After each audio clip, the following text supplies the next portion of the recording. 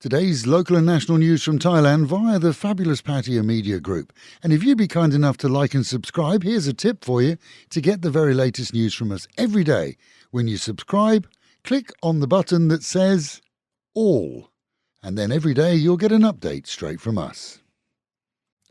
A Deputy Prime Minister has told the press that the much derided and constantly delayed promise of 10,000 baht handouts to those on low incomes via a digital wallet will be in place by year-end.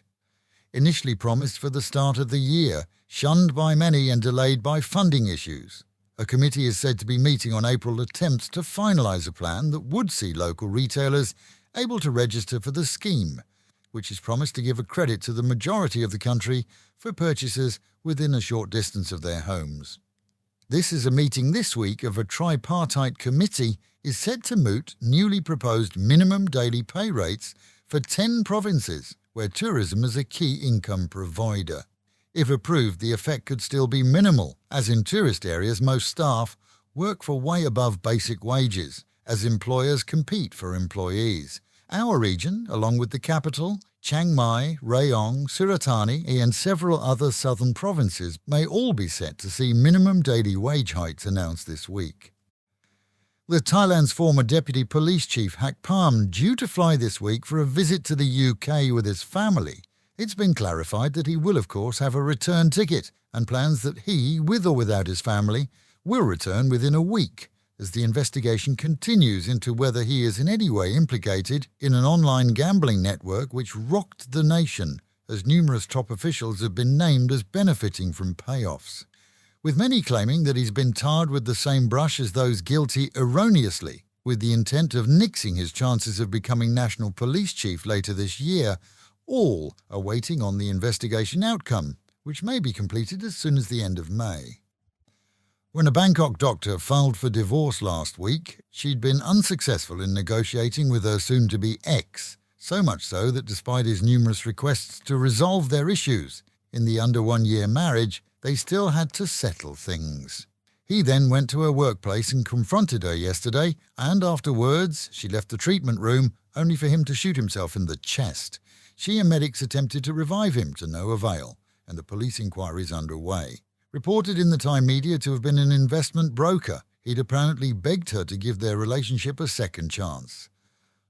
Now benefiting from a rapid recovery and minus wheelchair sling and neck cast, former Prime Minister Thaksin's latest move appears to be to meet with key Phua Thai MPs this week, despite allegedly having no involvement in current politics, but with his daughter's fast-track career seeing her now leading the party, but not as Prime Minister.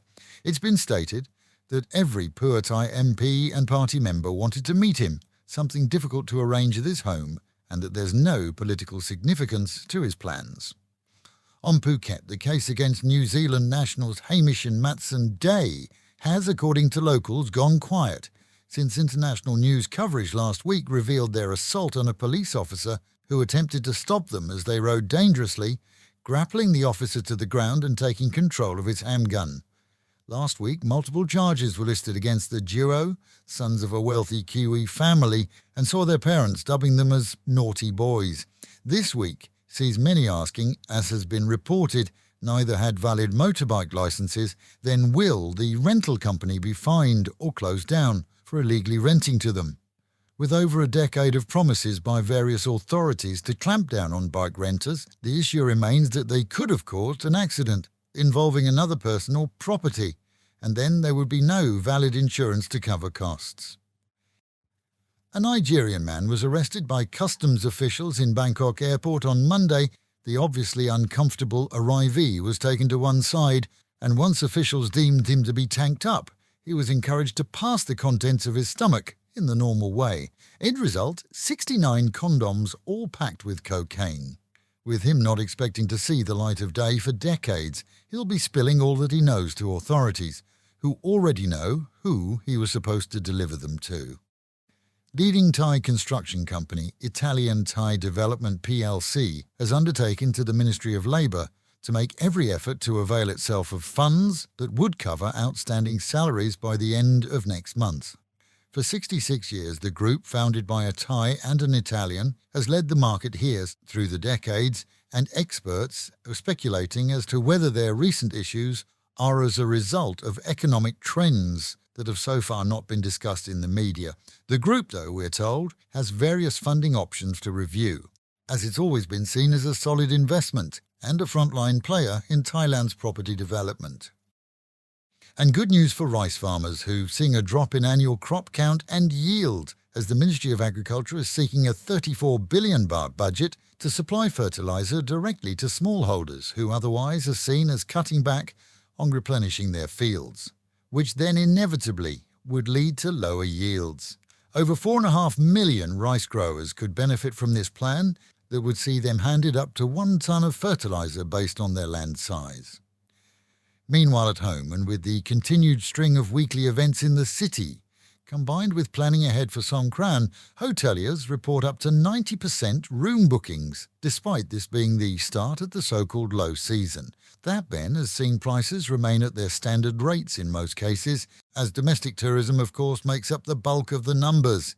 And a check on accommodation, often favoured by international tourists, found that Songkran period aside, plenty of deals are available. Water supplies to homes and businesses have, we're told, never been cut this year, but pressure is so low that in many cases it can't reach upper-level rooms in houses for much of the day. Despite complaints, the pressure's remained low for weeks now, seeing many back to filling waste bins in bathrooms so that they can have water for showers and flushing. The low pressure doesn't save water either, really, but there's no word on when the water company will see supplies back to normal. And good news for locals, as after the weekend of heavy traffic, the city returned to normal yesterday, seeing travel easy through the region, and smog levels dropped yesterday to a safe level this morning. So, with the Met Office promising highs today of 32 dropping down to 28, thunderstorms at any time in the region, but otherwise plenty of clouds and sunshine. Local and national news today from Fabulous 103 FM and Fabulous Pattaya Media Group. And to get a notification every time we release another bulletin or program, like and subscribe to our channel, Fabulous Pattaya Media Group, by using the link below.